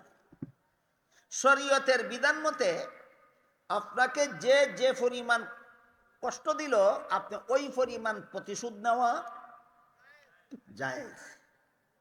কিন্তু মারিফত বলে প্রতিশোধ না নেওয়া উত্তম। শরীয়ত বলে প্রতিশোধ নেওয়া জায়েজ, মারিফত বলে না নেওয়া উত্তম। মারিফত এখানে এসে এই কথাটা শিক্ষা দেয় যে তোমার কাছে যে অপরাধ করেছে, যে তোমার সাথে অন্যায় করেছে, যে তোমার ক্ষতি সাধন করেছে, যে তোমাকে কষ্ট দিয়েছে, সে তোমার অপরাধী।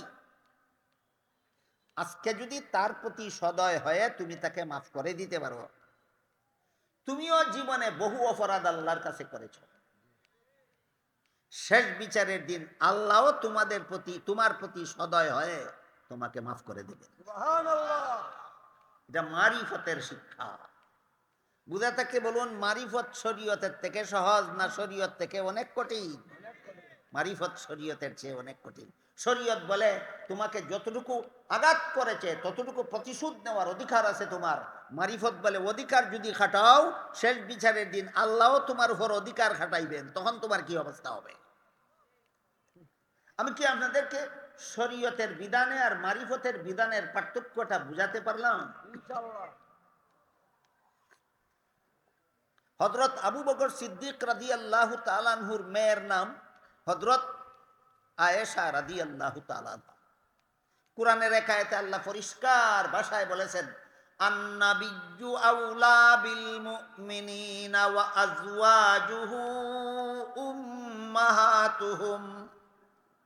এর অর্থ হলো, আল্লাহ বলেন, নবী করিম সাল্লাল্লাহু আলাইহি ওয়াসাল্লাম তোমাদের মধ্যে সবচেয়ে বেশি মহব্বতের পাত্র। মুমিন মুসলমানগণ সর্বপ্রথম বেশি মহব্বত করবে আল্লাহকে।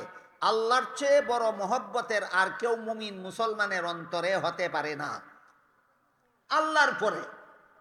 আল্লাহর পরে জগতের আর কেউ মুমিন মুসলমানের কাছে এত বড় মহব্বতের পাত্র হতে পারে না মুহাম্মদুর রাসূলুল্লাহকে যত বড় মহব্বত করতে হবে। এই মর্মে হাদিস শরীফে আল্লাহ রসুল বলেছেন, লা ইউমিনু আহাদুকুম হাত্তা আকুনা আহাব্বা ইলাইহি মিন ওয়ালিদিহি ওয়া ওয়ালাদিহি ওয়ান নাসি আজমাইন। রসুল বলেন, হে আমার উম্মত মুসলমানেরা, তোমরা যতক্ষণ পর্যন্ত নিজের পিতা পুত্র এবং সমস্ত জগৎবাসীর চেয়ে বেশি মহব্বত আমাকে করবে না, ততক্ষণ পর্যন্ত তোমরা মুমিন মুসলমান হতে পারবে না। তাহলে আল্লাহর পরে সবচেয়ে বড় মহব্বতের পাত্র মুমিনের কাছে কে? রাসূল করিম সাল্লাল্লাহু আলাইহি ওয়াসাল্লাম। এই মর্মে আল্লাহ কোরআনে বলেন, আন-নাবিয়্যু আউলা বিল মুমিনিন, নবী মুমিনদের কাছে সবচেয়ে বড় মহব্বতের পাত্র। একদিনের ঘটনা, হযরত উমরকে আল্লাহ রাসূল এই কথাটা বলেছিলেন যে তুমি সমস্ত জগৎবাসীর চেয়ে, এমনকি তোমার প্রাণের চেয়েও বেশি মহব্বত যদি আমি রাসূলকে না করো, তাইলে তুমি ঈমানদার হতে পারবে না। উমর বলেন, হুজুর, আমি সমস্ত জগৎবাসীর চেয়ে বেশি মহব্বত আপনাকে করি, আমার সন্তানাদির চেয়ে বেশি মহব্বত আপনাকে করি, আমার পিতামাতার চেয়ে বেশি মহব্বত আপনাকে করি, কিন্তু আমার প্রাণের চেয়ে বেশি মহব্বত করি কিনা সেটা আমি চিন্তা ভাবনা না করে বলতে পারবো না। কে বললেন? উমর। আমি জিজ্ঞেস করি, উমরের চেয়ে বড় ইমানদার আপনাদের সমাজে কেউ আছে? নাই। উমর কি বলেন? আমার জানের চেয়ে বেশি মহব্বত আপনাকে করি কিনা সেটা জটপট বলতে পারবো না, চিন্তা ভাবনা করে বলতে হবে। আর আমাদের সমাজে কিছু মানুষ আছে ফাল মাইরা কয় নবীর লাগি জানদা লাগু। এই তুই বড় ইমানদার না উমর বড় ইমানদার? উমরে বলেন জানের চেয়ে বেশি মহব্বত করি কিনা সেটা আমার চিন্তা ভাবনা করে বলতে হবে। আর হেফট করে কয় নবীর লাগি জানদা লাগু। নবীর লাগি জানদা লাগলি যদি ইমানদার হইয়া যাইতো, আবু তালিব তোমার আগে ইমানদার হইয়া যাইতো। অনেক লম্বা ঘটনা, ওইদিকে গেলে মূল ঘটনার থেকে দূরে সরে যেতে হবে। আবু তালিব যখন রসুলের অভিভাবক ছিলেন, তখন মক্কার কুরাইশ বংশের মূর্তি পূজারীদের সর্দারেরা মুহাম্মদুর রাসূলুল্লাহর বিরুদ্ধে বিচার নিয়ে আসলো আবু তালিবের কাছে। বিচার নিয়ে এসে বলল যে আমরা বাপদাদার আমল থেকে মূর্তির পূজা করে আসছি, তোমার বাতিদা মুহাম্মদে কয় মূর্তি পূজা করা যাবে না, একমাত্র আল্লাহর ইবাদত করতে হবে। মূর্তির বিরুদ্ধে নিন্দাবাদ করে, মূর্তির সমালোচনা করে। তোমার মতো সর্দারের বাতিজা হওয়ার কারণে এতদিন পর্যন্ত আমরা কিছু বলিনি, কিন্তু আর বাপদাদার ধর্মের বিরুদ্ধে এই অপপ্রচার সহ্য করতে পারবো না। হয়তো তোমার বাতিজারে সামলাও, না পারলে ক আমরা পিটাইয়া সাইজ করে দেব। আবু তালিব বললেন, বাতিজা দেখলা তো তোমার বিরুদ্ধে এরা কি বিচার দিল আমার কাছে, কাজেই তুমি লা ইলাহা ইল্লাল্লাহর দাওয়াত নিয়ে সমাজে যাইও না। নবী আবু তালিবের কথার জবাব না দিয়া কাঁদতে লাগলেন, নবীর চক্ষু দিয়ে ঝরঝর করে পানি পড়তে লাগলো। তখন আবু তালিব বলল, মুহাম্মদ আমার কথার কোনো জবাব দিলে না, তুমি কাঁদতে লাগলে, বলো কোন দুঃখে তুমি কান্দ? আমি তোমার চোখের পানি বরদাস্ত করতে পারি না, বড় জোর আমার জান তোমার মহব্বতে দিয়া দিতে পারি। বলেন আবু তালিব নবীর চোখের পানি বরদাস্ত করতে পারলো না জান দিতে রাজি ছিল? তাহলে আবু তালিব আমাদের নবীকে প্রাণের চেয়ে বেশি মহব্বত করত। তখন নবী বললেন, আপনি যে বললেন লা ইলাহা ইল্লাল্লাহর দাওয়াত নিয়ে সমাজে যাব না, এই দাওয়াত নিয়ে যাওয়ার জন্যই আল্লাহ আমাকে নবী বানাইছেন, কাজেই আপনি আমার পক্ষে থাকেন আর না থাকেন আমার কাজটা আমার করতেই হবে। তখন আবু তালিব বলল, ঠিক আছে তাহলে তুমি তোমার কাজ করতে থাকো। এরা বলছে তোমারে ফিটাইয়া শায়েস্তা করব, আমি কথা দিলাম আমার শরীরের এক বিন্দু রক্ত থাকা অবস্থায় তোমার গায়ে কাউকে হাত তুলতে দেব না। ঘটনা বুঝে থাকলে বলেন আবু তালিব নবীকে কি পরিমাণ মহব্বত করত? প্রাণের চেয়েও বেশি। হাদিস শরীফে রাসূল বলেন, এই আবু তালিবের পায়ে জাহান্নামের আগুনের দুইটা জুতা পরাইয়া দেওয়া হবে। এই জুতার আগুনের তাপের কারণে তার মাথার মগজ ফেনাইতে থাকবে, আর আবু তালিব মনে করবে জাহান্নামে এর চেয়ে কঠিন কোনো শাস্তি আর হতে পারে না। এই শাস্তির মধ্যে নবীর আপন চাচা, মহব্বতের চাচা আবু তালিব চিরকাল জাহান্নামে থাকবে। এবার বলুন আবু তালিব নবীকে কি পরিমাণ মহব্বত করত? জানের চেয়ে বেশি। জাহান্নামে থাকবে কতদিন? চিরকাল। সুতরাং উমরের মতো চিন্তা ভাবনা না কইরা যারা ফাল মাইরা কো নবীর মহব্বতে জান দিয়ে দিবে, আবু তালিব যাবে যেখানে তোমরাও যাবে সেখানে।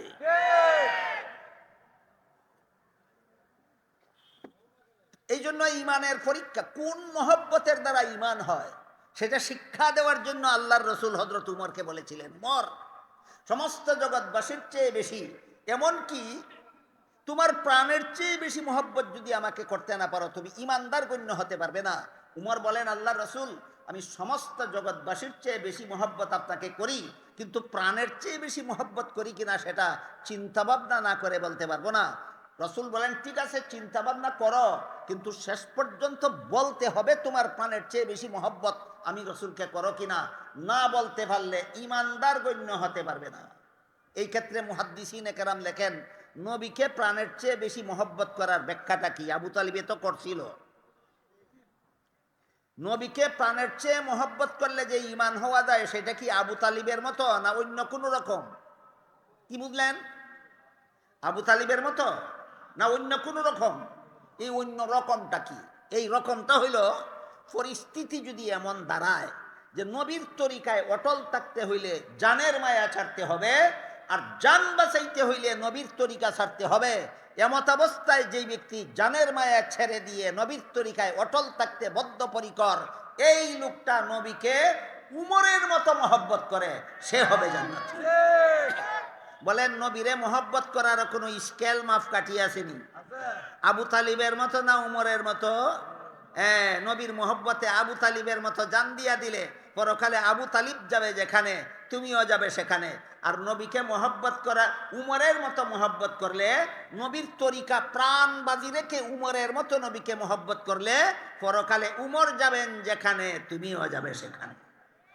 আলোচনা অসমাপ্ত রইল ইনশাল্লাহ নামাজের পরে। আপনারাও যদি থাকেন, আমিও যদি থাকি, আবার এখান থেকে শুরু হবে। একটা হইল সৎ চরিত্র, একটা হইল উত্তম চরিত্র, আর একটা হইল মহান চরিত্র। বিবরণটা বুঝলেই আমরা প্রত্যেকে টের পাবো আমি কোন চরিত্রের অধিকারী।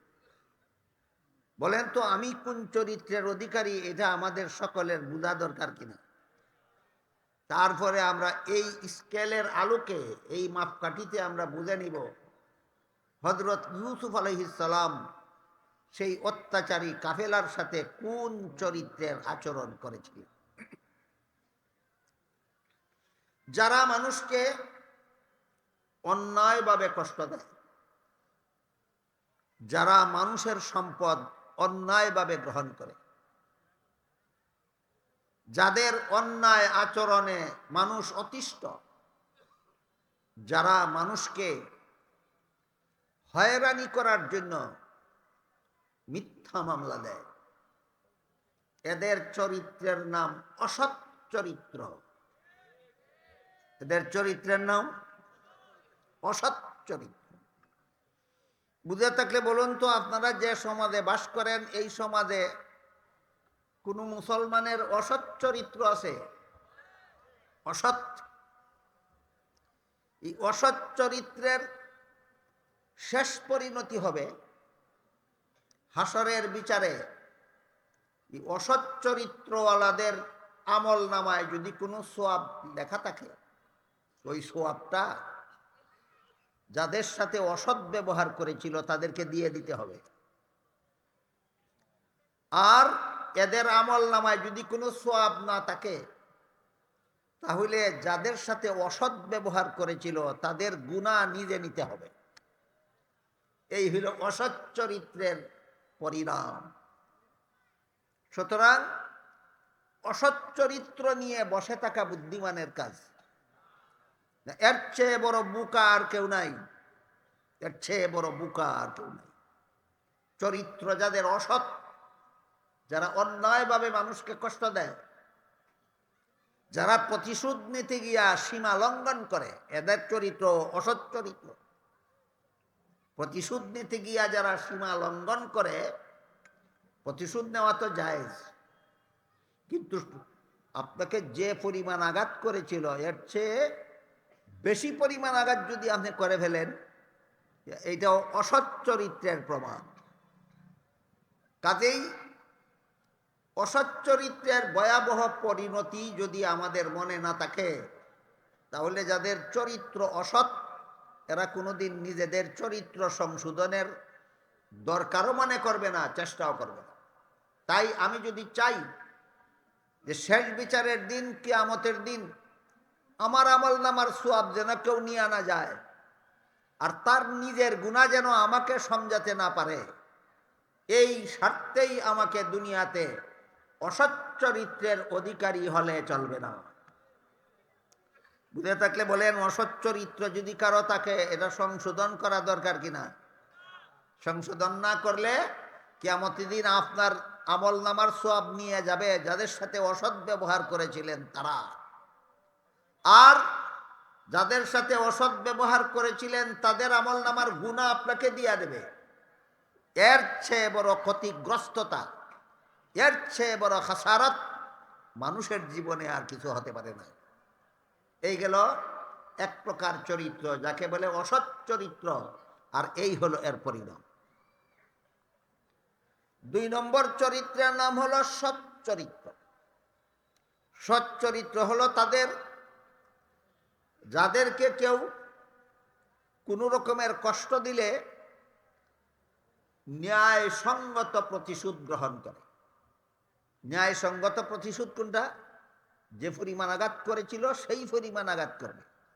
যেই পরিমাণ কষ্ট দিয়েছিল সেই পরিমাণ পাল্টা কষ্ট দিবে, যেই পরিমাণ টাকা আত্মসাৎ করেছিল সেই পরিমাণ টাকা উদ্ধার করে দিবে। এই চরিত্রের নাম সৎ চরিত্র।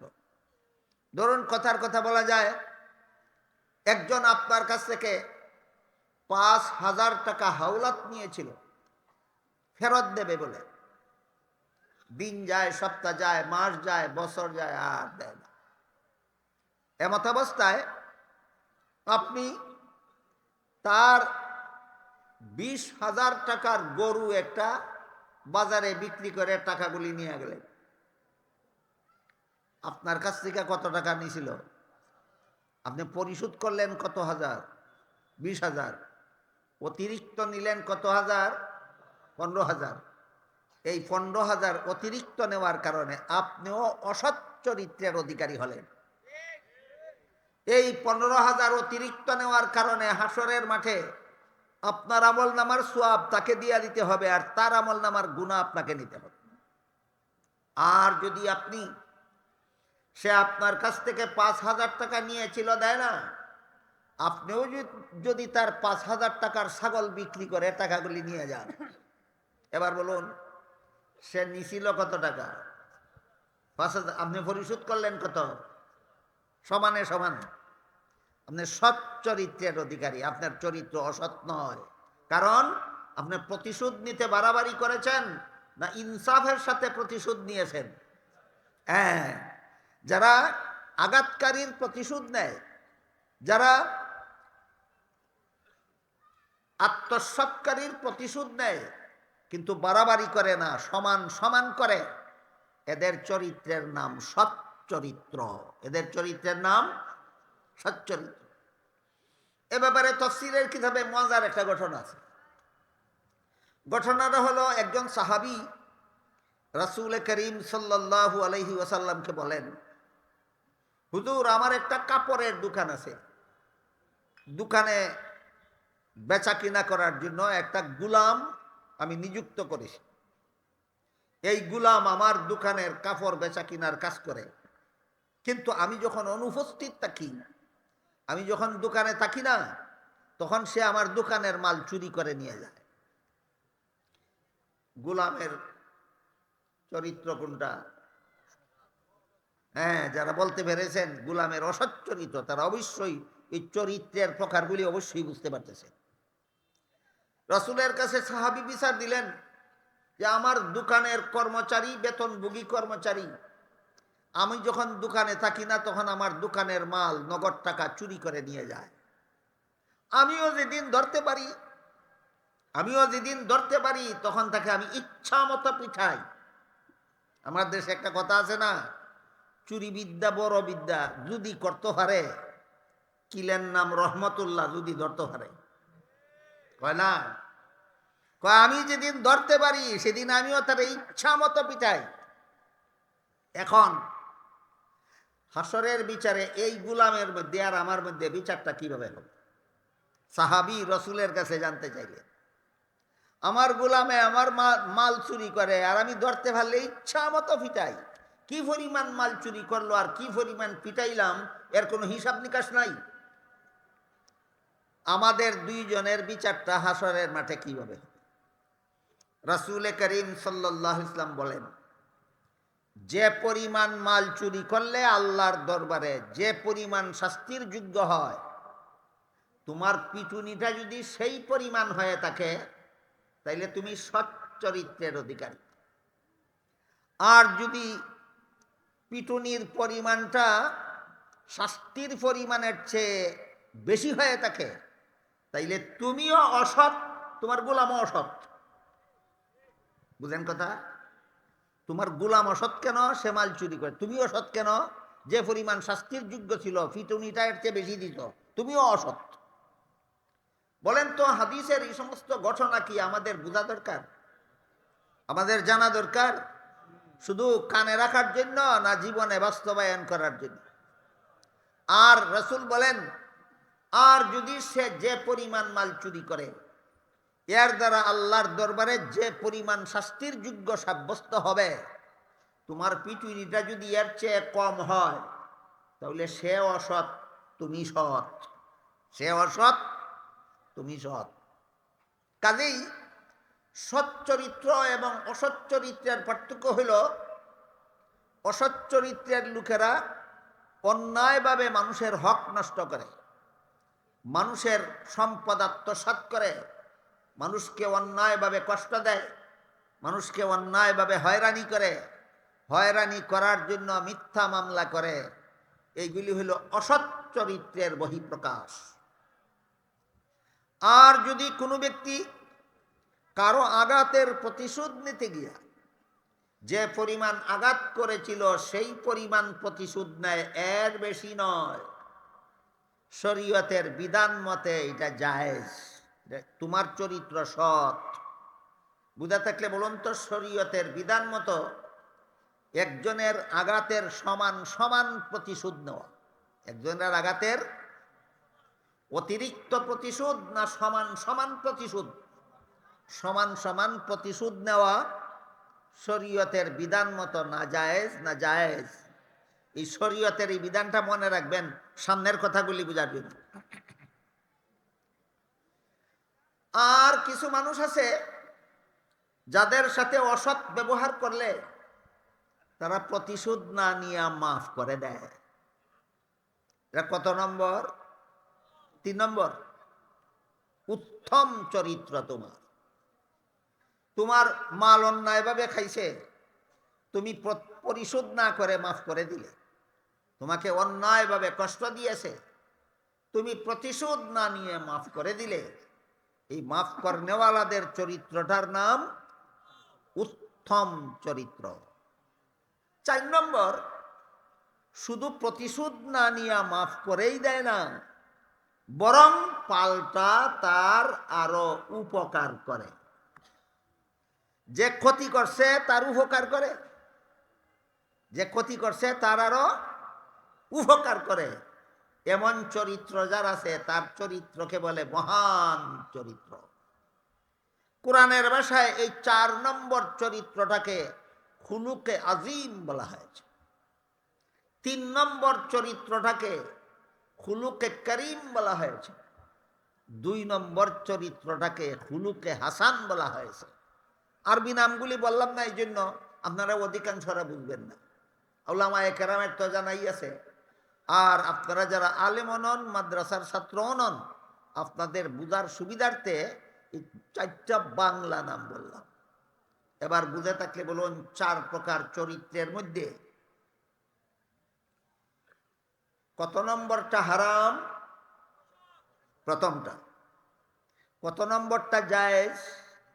2 নম্বরটা। কোন কোনটা সওয়াবের কাজ? 3 নম্বর আর 4 নম্বর। মাফ করে দেওয়াও সওয়াবের কাজ, মাফ করে ফালটা উপকার করাটা আরো সওয়াবের কাজ। তাহলে এই 4 প্রকার চরিত্রের মধ্যে 4র্থ প্রকারের চরিত্রটা হইল বিশেষ সওয়াবের কাজ। 3য় প্রকার চরিত্রের অধিকারী হওয়াটাও একটা সওয়াবের কাজ। 2য় প্রকার চরিত্রটা শরীয়তের বিধান মতো জায়েজ। আর 1ম প্রকার চরিত্র অসৎ চরিত্রের অধিকারী হওয়া হারাম। অসৎ চরিত্রের অধিকারী হওয়া হারাম। এবার 2 নম্বর চরিত্র সম্পর্কে আরেকটু কথা। 2 নম্বর চরিত্র হইল সৎ চরিত্র, যারা প্রতিশোধ নেয় সমানে সমান, অতিরিক্ত কোনো প্রতিশোধ দেয় না। তার 5,000 টাকা আত্মসাৎ করেছিল, পরিশোধ করার সময় সে 5,000 টাকাই পরিশোধ করে। তার চরিত্রটা নাম কি? সৎ চরিত্র। জায়েজ না না জায়েজ? জায়েজ। শরীয়তে জায়েজ। শরীয়তে অনুমতি দেয়, মারিফতে অনুমতি দেয় না। সমান সমান প্রতিশোধ নেওয়ার অনুমতি মারিফতে নাই, শরীয়তে আছে। আমি আপনাদেরকে বুঝাতে যাচ্ছি, শরীয়ত কঠিন না মারিফত কঠিন, এই কথাটা বুঝাইবার জন্য বলতেছি। শরীয়ত কঠিন না মারিফত কঠিন, প্রশ্নটা মনে রাখুন। আপনাকে কেউ আঘাত করলে সমান সমান পাল্টা আঘাত করা শরীয়তে আপনার জন্য জায়েজ, অনুমতি দেয়। মারিফতে অনুমতি দেয় না। এই মারিফতটা আল্লাহ পাক রব্বুল আলামিন কোরআনে কিভাবে শিক্ষা দিয়েছেন এবার শুনুন। এই প্রসঙ্গে নামাজের আগে আলোচনা চলতেছিল। হযরত আবু বকর সিদ্দিক রাদিয়াল্লাহু তাআলা আনহুর মেয়ে হযরত আয়েশা রাদিয়াল্লাহু তাআলা আনহা, নবীর এই সমস্ত বিবিগণ, সারা দুনিয়ার সমস্ত মুসলমানের মা। আল্লাহ কোরআনের আয়াতে পরিষ্কার ভাষায় বলেছেন, আন-নাবিয়্যু আউলা বিল মুমিনিনা ওয়া আজওয়াজুহু উম্মাহাতুহুম। নবী মুমিনদের কাছে সবচেয়ে বেশি মহব্বতের পাত্র। এই বিষয়টা নামাজের আগে আলোচনা হয়ে গেছে। নবী মুমিনদের কাছে আল্লাহর সৃষ্ট জগতের মধ্যে সবচেয়ে বেশি মহব্বতের পাত্র। মহব্বতটা করতে হবে আবু তালিবের মতো না উমরের মতো? আবু তালিব নবীর মহব্বতে জান দিতে রাজি, কিন্তু নবীর তরিকা গ্রহণ করতে রাজি নয়, এমন মহব্বতকারী জাহান্নামী। হযরত উমর ফারুক রাদিয়াল্লাহু তাআলা আনহু নবীর মহব্বতে জান দিতে রাজি, নবীর তরিকা রক্ষার মাধ্যমে। সুতরাং নবীর মহব্বত দুই প্রকার, একটা তরিকা ছাড়া মহব্বত, একটা তরিকাওয়ালা মহব্বত। তরিকা ছাড়া মহব্বত করেছিল আবু তালিব, যাবে জাহান্নামে। তরিকা গ্রহণের মাধ্যমে মহব্বত করেছেন সাহাবায়ে কেরাম, যাবেন জান্নাতে। বুঝে থাকতে বলুন, আবু তালিব মার্কা মহব্বত করবেন না উমর মার্কা মহব্বতের দরকার? এই শিক্ষাটা এখান থেকে আমাদের সকলের গ্রহণ করা দরকার। তো আল্লাহ বলেন, আন-নাবিয়্যু আউলা বিল মুমিনিন। নবী সমস্ত মুমিনদের কাছে গোটা সৃষ্ট জগতের মধ্যে সবচেয়ে বেশি মহব্বতের পাত্র। করতে হবে আবু তালিবের মতো না উমরের মতো? করতে হবে উমরের মতো। এরপরে বলেন, ওয়া আজওয়াজুহু উম্মাহাতুহুম। নবীর বিবিগণ সারা দুনিয়ার সমস্ত মুসলমানের মা। এই মা কথার একটা বিশেষ ব্যাখ্যা আছে। মা কথার ব্যাখ্যা হলো, যেহেতু মায়ের সাথে পর্দা লাগে না, এই জন্য নবীর বিবিগণের সাথেও পর্দা লাগবে না, এই ব্যাখ্যা নয়, এটা ভুল ব্যাখ্যা। আল্লাহ যে কোরআনে নবীর বিবিগণকে আমাদের মা বলেছেন, পর্দা না লাগার ব্যাপারে মা নয়, বিয়ে করা হারাম হওয়ার ব্যাপারে মা। তোমার গর্ভধারিণী মাকে বিয়া করা যেমন ভাবে তোমার জন্য হারাম, নবীর ইন্তেকালের পরে নবীর বিবিগণকে বিয়া করাও সমস্ত মুসলমান পুরুষের জন্য হারাম। এই ব্যাখ্যা মতো আল্লাহ কোরআনে নবীর বিবিগণকে সারা দুনিয়ার সমস্ত মুসলমানের মা বলেছেন। যাই হোক, একটা ব্যাখ্যা মতো নবীর বিবিগণ আমাদের সকলের মা। হযরত আবু বকর সিদ্দিক রাদিয়াল্লাহু আনহুর মেয়ে আয়েশা রাদিয়াল্লাহু তাআলা আনহা, তিনিও নবীর একজন বিবি এবং আমাদের মা। একবার এক মুনাফিকে হযরত আয়েশা রাদিয়াল্লাহু তাআলা আনহার বিরুদ্ধে অসৎ চরিত্রের অপবাদ দিয়েছিল, চরিত্রহীনতার অপবাদ দিয়েছিল, জিনা ব্যভিচারের অপবাদ দিয়েছিল। চিন্তা করে দেখুন, এই হতভাগা কত বড় পাপিষ্ঠ যে নবীর বিবির বিরুদ্ধে, নিজের মায়ের বিরুদ্ধে জিনার অপবাদ দিতে পারে। এই অপবাদের ঘটনা অনেক লম্বা। আমি শুধু সামান্য একটু অংশ বলবো আপনাদেরকে, আল্লাহ কোরআনে কিভাবে মারিফত শিক্ষা দিয়েছেন এই কথাটা বোঝাবার জন্য। নবীর বিবি আয়েশার বিরুদ্ধে কতগুলি যুক্তি দাঁড় করাইলো। এই যুক্তিগুলির বিরুদ্ধে নবীর বিবি আয়েশার বিরুদ্ধে জিনার অপবাদ সমাজে রটাইতে থাকলো। তার এই সমস্ত রটানো অপবাদ শুনে মিস্তাহ নামের একজন সাহাবী ছিলেন। ইনি সরল মনে মুনাফিকের রটানো অপবাদ সরল মনে বিশ্বাস করে তিনিও আয়েশার বিরুদ্ধে অপবাদ রটানির কাজে অংশগ্রহণ করেছিলেন। পরে আল্লাহ কোরআনের আয়াত নাজিল করে আল্লাহ নিজে সাক্ষী দিলেন, আয়েশা অসৎ নন, আয়েশা সৎ। আয়েশার চরিত্র খারাপ নয়, আয়েশার চরিত্র বালা। মুনাফিক বদনাম রটাইছে। এই মুনাফিক যেই মুনাফিক বদনাম রটাইছে তারেও শাস্তি দাও, যারা মুনাফিকের কথায় কথায় শরীক হইছে তারারেও শাস্তি দাও। মুনাফিকরেও শাস্তি দেওয়া হইল, মিস্তা যিনি মুনাফিকের বদনাম রটানিতে শরীক হইছিলেন তাকেও শাস্তি দেওয়া হইল। মিস্তা আবু বকরের দূর সম্পর্কীয় আত্মীয় হইতেন এবং অনেক গরিব ছিলেন। এই জন্য আবু বকর তার সংসারের খরচ বহন করতেন। হযরত আবু বকর মিস্তার সংসারের খরচ বহন করতেন। মুনাফিকের সাথে আয়েশার বিরুদ্ধে বদনাম রটানিতে অংশগ্রহণ করার কারণে মিস্তার শাস্তি হইল। শাস্তি হইলে আল্লাহর পক্ষ থেকে মাফ কিনা বলেন? শাস্তি যখন হইল মাফ কিনা? মাফ। মুনাফিকের শাস্তি হওয়ার পরেও সে বদনাম রটানি ছাড়ছে না, তার মাফ নাই।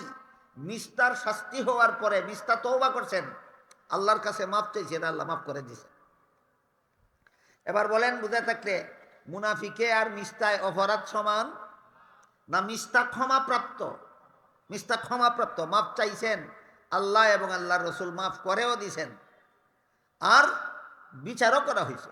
যদি না হয় দূর সম্পর্কের আত্মীয় হয়, তাহলে সামর্থ্য অনুপাতে সাহায্য করা সওয়াবের কাজ, ওয়াজিব নয়। এবার বলুন, হযরত আবু বকর সিদ্দিক রাদিয়াল্লাহু আনহুর সম্পর্কে মিস্তা ঘনিষ্ঠ আত্মীয় হইতেন না দূর সম্পর্কের? দূর সম্পর্কের। সাহায্য করা ওয়াজিব ছিল না নফল? নফল। বন্ধ করে দিলে কোনো গুনাহ আছে? নফল কাজ বন্ধ করে দিলে কোনো গুনাহ আছে? গুনাহ নাই। আবু বকর বন্ধ করে দিলেন, তুই বেটা আমার মেয়ের বিরুদ্ধে জিনার মিথ্যা অপবাদ রটানির কাজে শরীক হইছস, মাফ চাইছস, মাফ পাইছস, ভালো কথা, আমি তোরে আর তোর সংসার চালানি সাহায্য করব না। যখন আবু বকর এই মিস্তার সাহায্য বন্ধ করে দিলেন, তখন আল্লাহ পাক রব্বুল আলামিন আয়াতটা বের করেন।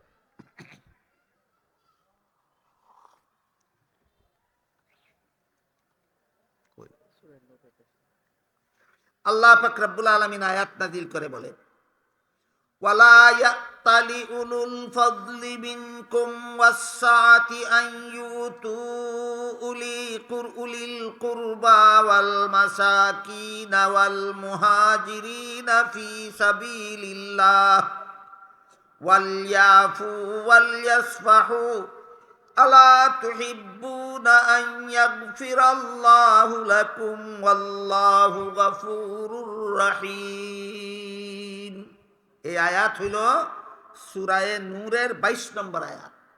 সূরা নূরের 22 নম্বর আয়াত আল্লাহ আবু বকরের সাহায্য বন্ধ করার প্রতিবাদে নাজিল করেছেন। নাজিল করে যা বলেছেন তার সারমর্ম হইল, আবু বকর, এই লোকটা তোমার সাথে অপরাধ করেছিল, এই জন্য তুমি সাহায্য বন্ধ করে দিয়েছো। তারে তুমি সাহায্য করার মতো মাফ করতে রাজি না। তুমি চিন্তা করে দেখো, এই লোকটা তোমার সাথে একটা অপরাধ করেছে, আল্লাহর সাথে তোমার জীবনে কতগুলি অপরাধ আছে। অপরাধীকে আজকে যদি তুমি মাফ করতে রাজি না থাকো, আগামীকাল আল্লাহ যদি তোমার অপরাধগুলি মাফ না করে, তোমার কি উপায় হবে? সুতরাং আল্লাহর কাছে যদি তোমার অপরাধের মাফ ক্ষমা পাইতে চাও, তাহলে তোমার দরবারের অপরাধীদেরকে মাফ করে দাও। যে শরীয়তের বিধান নয়, যে মারিফতের বিধান।